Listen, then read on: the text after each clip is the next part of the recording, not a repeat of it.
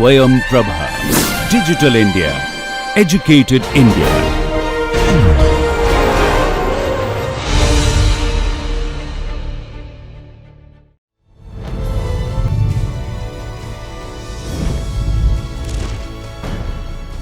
योगः कर्मसु कौशलम्.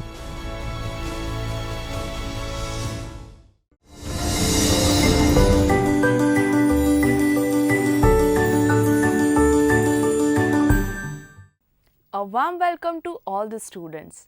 In today's session, we are going to discuss about startup and investment.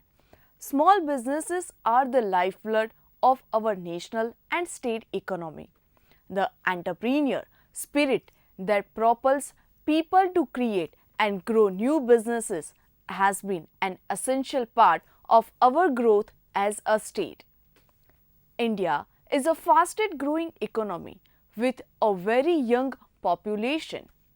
Demographic dividend occurs when the proportion of working people in the total population is high, because this indicates that more people have the potential to the productive and contribute to growth of the economy.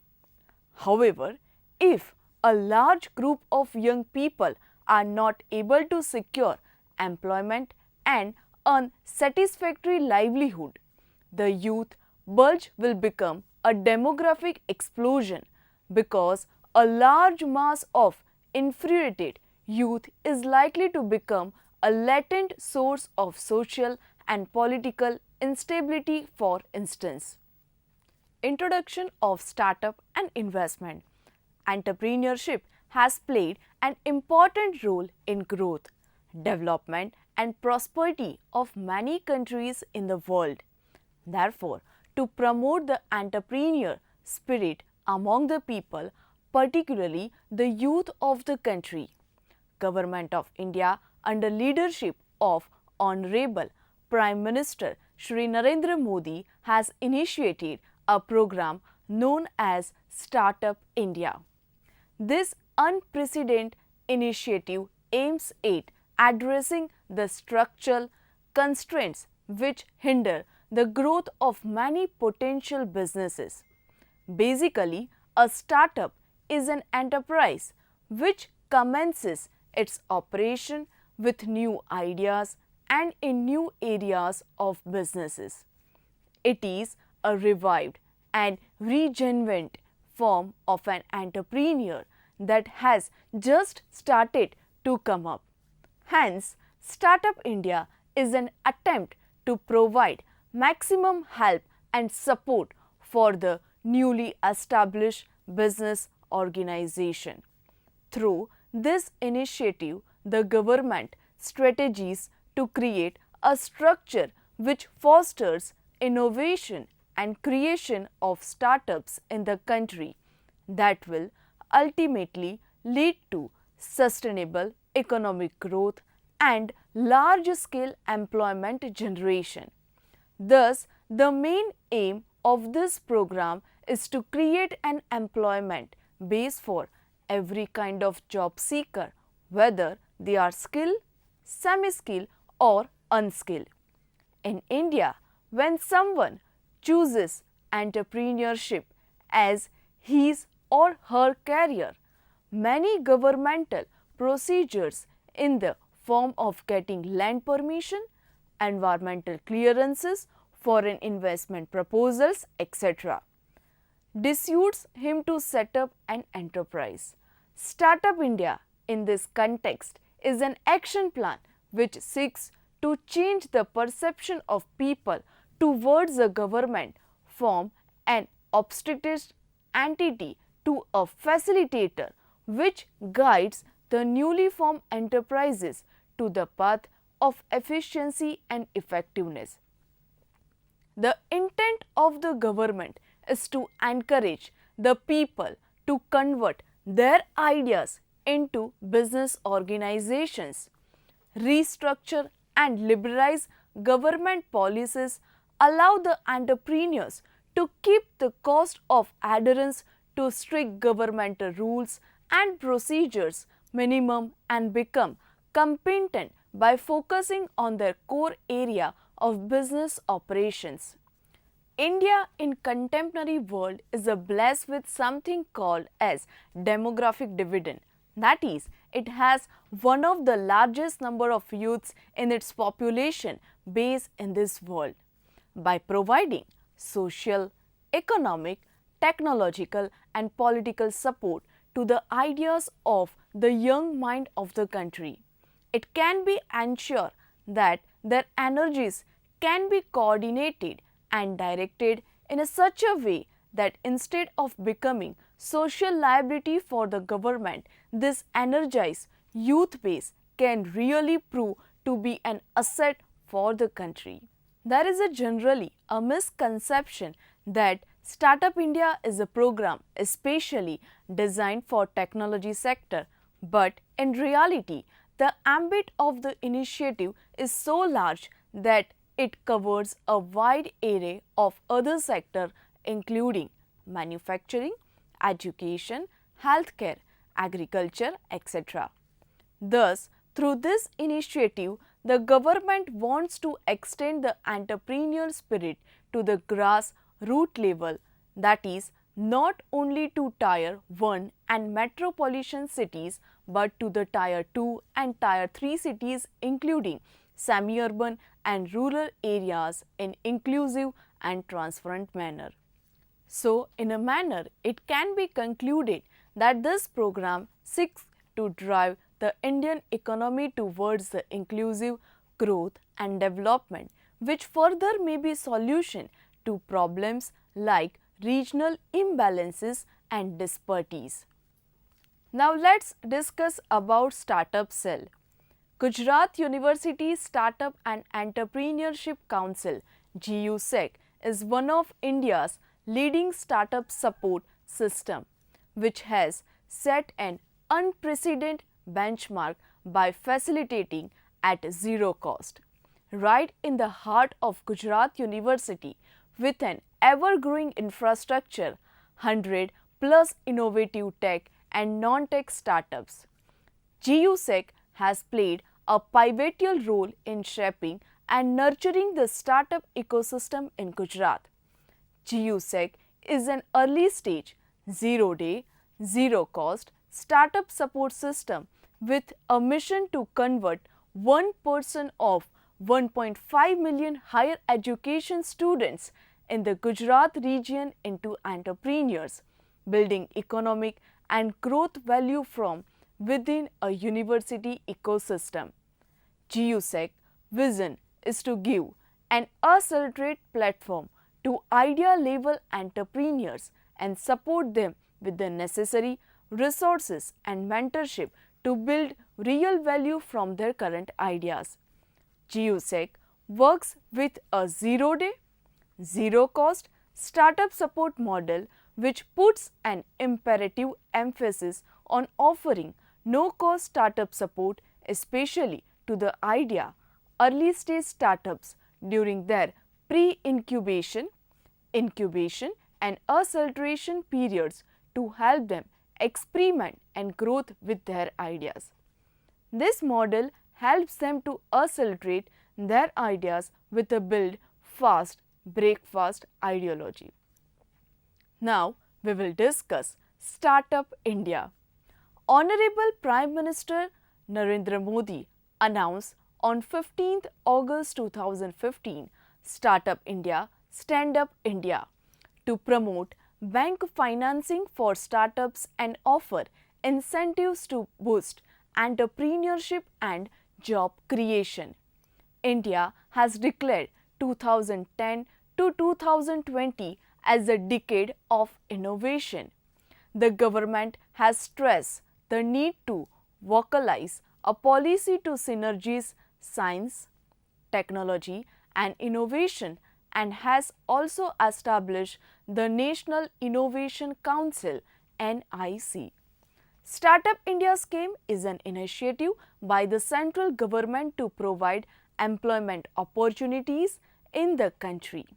Startups, employment generation and wealth creation will be promoted through this scheme. Through this scheme, A number of programs have been launched to build a strong startup ecosystem in the country and convert job seekers into job creators. The initiative envisages a 19-point Startup India action plan which envisages several incubation centers, easy patent filing, tax exemption, ease of setting up business, rupees 10,000 crore fund and fast exit mechanism. These programs are managed by the Department of Industrial Policy and Promotion DPIIT to provide employment opportunities to unemployed people. The company eligible for startup registration if a company is formed. That company must be private limited company or limited liability partnership. The company should not be more than 5 years old, and if the total turnover of the company is more than 25 crores, then that company will not be eligible for the scheme. Any company should get approval from the Department of Industrial Policy and Promotion DIPP. For the company to receive approval from the DIPP, the firm must be funded by an incubation fund, angel fund or private equity fund. Any company or firm should seek a guardian guarantee from the Indian Patent and Trademark Office. They will get funding support and incentives such as funding support through a fund of funds with a corpus of rupees 10,000 crore, credit guarantee fund for startups, tax exemption on capital gains, tax exemption to startups for 3 years and tax exemption on investments above fair market value. Startup India has worked with various government and private organizations to conduct startup challenges on different domains to promote competitiveness and engage entrepreneurs in supporting central, national endeavors undertaken by the government. The initiative has further enhanced collaboration among the startup ecosystem builders in identifying and scaling up selective ideas among respective sectors. The startup grant challenges have also channelized government and private sector agencies to work with the startups and incorporate the spirit of innovation and entrepreneurship. Now, we will discuss setting up of business entities. There are various business structures such as companies, LLP, trust and societies, etc., which one can choose to start a business. Choosing a form of business entity is a crucial to a successful organization. The choice of a business entity will depend on an object, benefits, size of the business of such entity and many other factors. The main type of businesses entities in India are sole proprietorship, partnership, Hindu undivided family HUF, limited liability partnership LLP, cooperative societies, branch office and company, which may be any kind of company including one person company, that is OPC, private limited company, public limited company, company limited by guarantee, subsidiary company, statutory company, insurance company or unlimited company, company formed under Section 8 of the Companies Act 2013. Now, Section 3 of the Companies Act 2013, which state that a company may be formed for any lawful purpose by A. 7 or more persons where the company to be formed is a public company, B. 2 or more persons where the company to be formed is a private company, or C. 1 person where the company to be formed is a one-person company, that is to say a private company, by subscribing their names or his name to a memorandum and complying with the requirements of this Act in respect of registration, provided that the memorandum of one person company shall indicate the name of the other person with his prior written consent in the prescribed form, who shall, in the event of the subscriber's death or his incapacity to contract, become the member of the company, and the written consent of such person shall also be filed with the registrar at the time of incorporation of the one person company along with its memorandum and articles. A company form A, a company limited by shares, or B, a company limited by guarantee, C, an unlimited company. Now, classification of companies. Number first, classification on the basis of incorporation. There are three ways in which companies may be incorporated. A. Statutory companies. These are constituted by a special act of Parliament or state legislature. The provision of the Companies Act 2013 do not apply to them. Example of this type of companies are Reserve Bank of India, Life Insurance Corporation of India, etc. B. Registered companies. The companies which are incorporated under the Companies Act 2013 or under any previous company law fall under this category. Number second, classification on the basis of liability. Under this category, there are three types of companies. A. Unlimited liability companies. In this type of company, the members are liable for the company's debts in proportion to the respective interest in the company, and their liability is unlimited. Such companies may or may not have share capital. They may be either a public company or a private company. B. Companies limited by guarantee. A company that has the liability of its members limited to such amount as the members may respectively undertake by the memorandum to contribute to the assets of the company in the event of its being wound up is known as a company limited by guarantee. The members of a guarantee company are in effect placed in the position of guarantors of the company's debts up to the agreed amount. C. Companies limited by shares.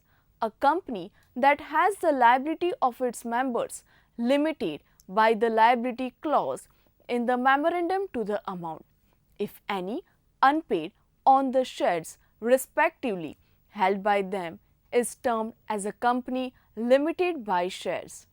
Number third point, others form of companies, in which number A, associations not for profit having license under section 8 of the Companies Act 2013 or under any previous company law which may be either private or public companies. B. Government companies. C. Foreign companies. D. Holding and subsidiary company. E. Associate companies, joint venture companies. F. Investment companies. G. Producer companies. H. Nidhi companies. I. Dormant companies. J. Non-banking financial companies, etc. Various laws are applicable for proceeding to incorporate a business entity. Initial registrations like SOPs and establishment, FSSAI, ISO, MSME, copyright, patent, etc.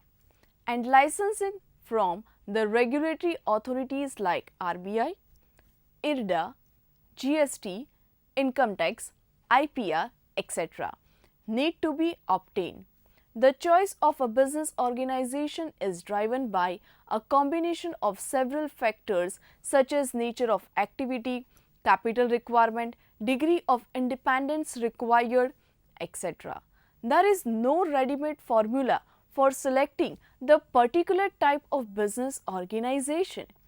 Tax consideration is also an extremely important factor.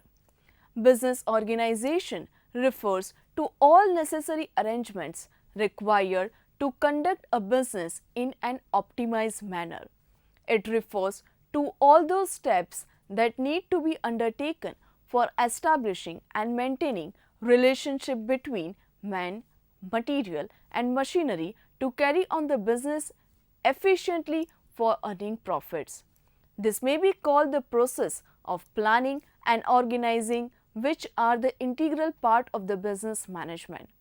Once a form of business organization is chosen, it is very difficult to switch over to another form because it needs to the winding up, dissolution of the existing organization, which may be treated as a case which is raised by oneself to face with the complex issues and procedures which ultimately results into the waste of time, effort and money. Further, closure of business will entail loss of business opportunity, capital and employment. The volume of risk and liabilities as well as the willingness of the owners to bear it is also an important consideration in choosing the right business entity. Now, we will discuss factors governing the decisions for suitable form of organization. Number first, nature of business activity. This is an important factor having a direct bearing on the choice of a form of ownership. In small trading businesses, professions and rendering of personal services, sole proprietorship is a predominant. Number second, scale of operations. The second factor that affects the form of businesses organization is the scale of operations. If the scale of operations of business activities is small, sole proprietorship or a one-person company is suitable. If the scale of operation is a modest, neither too small nor too large, partnership or limited liability partnership LLP is preferable, whereas in case of large scale of operations, the company form is advantageous. Number 3, capital requirements. Capital is one of the most crucial factors affecting the choice of a particular form of ownership organization.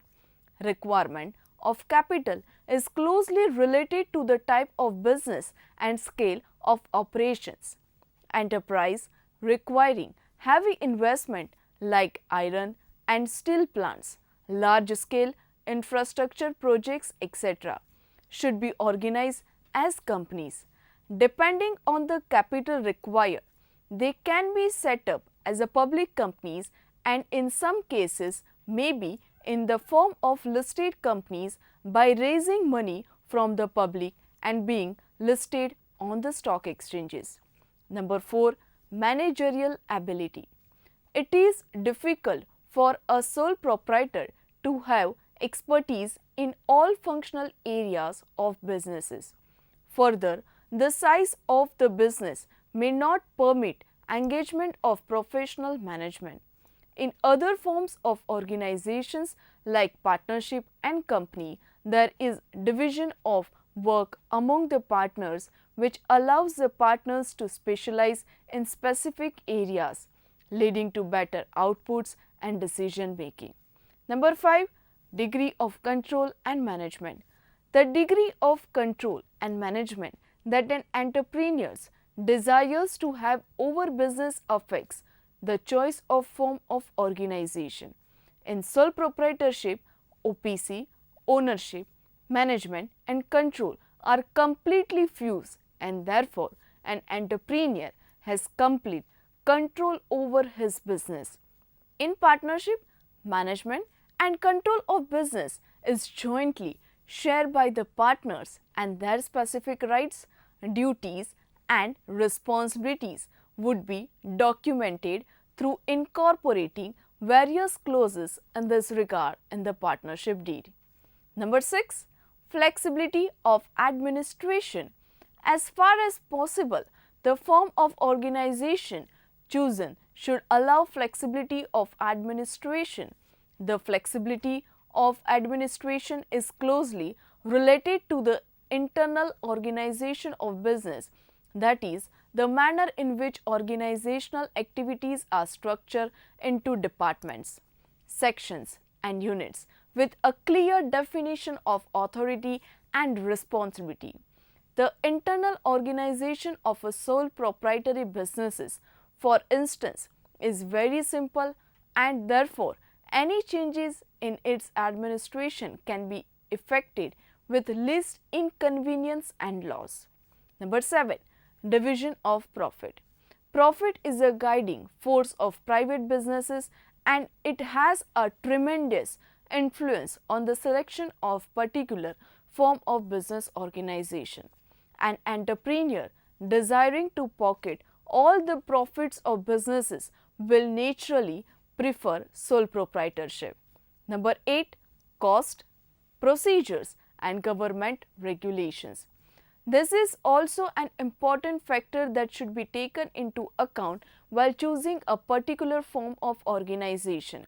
Different forms of organization involve different procedure for establishment and are governed by different laws which affect the immediate and long-term functioning of a business enterprise. From this point of view, sole proprietorship are the easiest and cheapest to get started. There is no government regulation. Point number 9. Tax implications. In the choice of the form of business organization, tax implication plays an important factor. In smaller entities such as sole proprietorship or partnership, tax liability is dependent on the extent of profits. However, the liability of the owners is unlimited. In the case of companies or LLPs, the liability of shareholders is limited to the value of shares they have purchased. In case of companies or LLPs, tax liability could be higher. Point number 10. Independence. The company is subject to strict government regulations, so if the entrepreneur wants to have a freedom in business with little governmental interference, he has to go for either sole proprietorship or partnership. Now, we will discuss Fund of Funds for Startups. The Fund of Funds FFS for Startups has been established to provide funding support for development and growth of innovation-driven enterprises, as well as to address one of the key challenges faced by startups in India, that is access to risk capital. Due to lack of collateral, uncertain cash flows and unconventional business models, startups are unable to raise financing through traditional sources such as banks and non-banking financial companies and BFC. Beside this, the high risk nature of startups, wherein a significant percentage fail, reduce their investment attractiveness for traditional financiers. The fund has been structured as a fund of funds, which means that it does not invest directly in startups, but rather participates in the capital of Securities and Exchange Board of India (SEBI) registered Category 1 and Category 2 alternate investment funds AIFs. The tenure of the AIF supported under FFS will be initially up to 12 years. The FFS is managed by Small Industries Development Bank of India, that is SIDBI, which has issued its operational guidelines. The AIFs supported by FFS shall invest at least twice the amount of contribution received from FFS in startup qualifying as per the Gazette notification dated 23rd May 2017, issued by Government of India and as amended from time to time. The aggregate contribution to the corpus of AIFs from the fund of funds being operated by different ministries of the Government of India, state governments shall not exceed 35% of its corpus. The fund of funds shall have representation on the governance structure board of the ventures fund based on the contribution made. Now, the conclusion of this session is the economic performance of a country goes beyond increase in GDP and per capita income and encompasses enhancement of opportunities for the people and level of employment and employability of the national. In the 21st century, the situation in India is not like that it was when India got independence. With considerable level of education and awareness, today's youth can take rational decisions for their future. The availability of opportunities cannot be ensured with the traditional role of government, where it used to control all economic resources. Rather, it should play a facilitative role so that there would be an optimum utilization of resources. The role of the government should be to provide targeted policy, environment and information to the people for helping them to take more informed decisions. Through Startup India and other flagship programs discussed above, the government endeavors to create a scenario of maximum governance and minimum government.